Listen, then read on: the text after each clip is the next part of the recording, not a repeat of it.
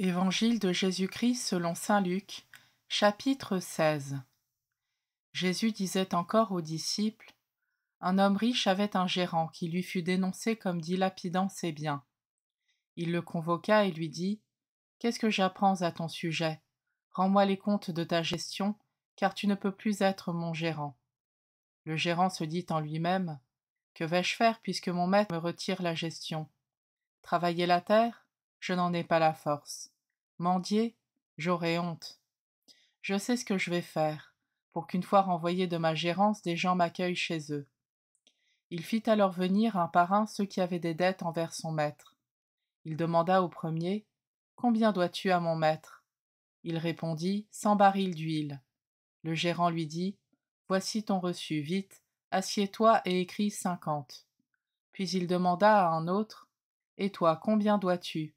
Il répondit: 100 sacs de blé.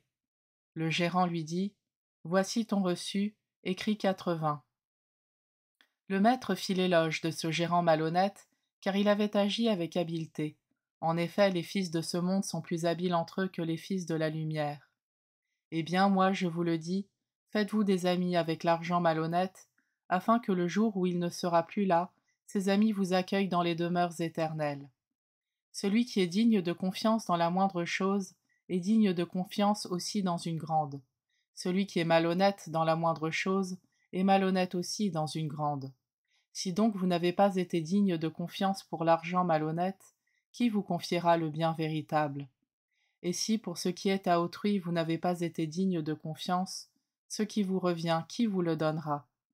Aucun domestique ne peut servir de maître.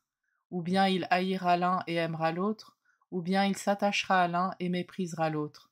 Vous ne pouvez pas servir à la fois Dieu et l'argent. Quand ils entendaient tout cela, les pharisiens, eux qui aimaient l'argent, tournaient Jésus en dérision.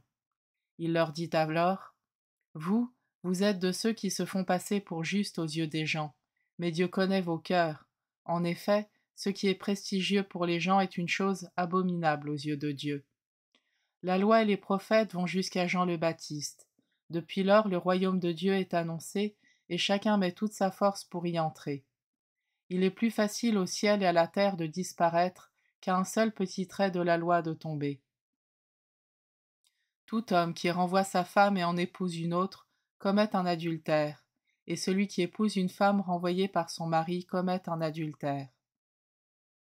Il y avait un homme riche, vêtu de pourpre et de lin fin, qui faisait chaque jour des festins somptueux.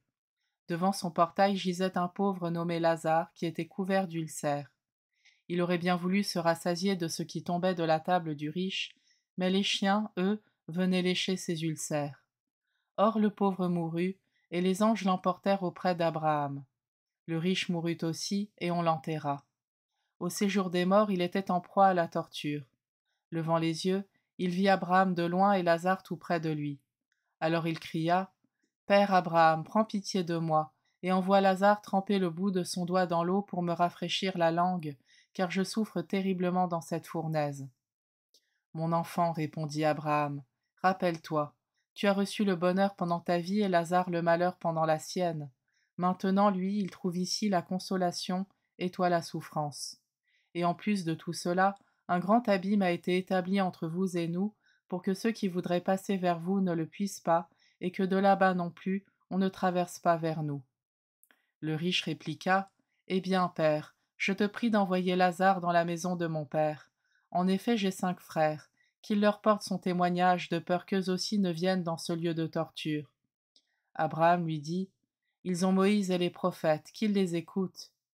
Non, père Abraham, dit-il, mais si quelqu'un de chez les morts vient les trouver, ils se convertiront.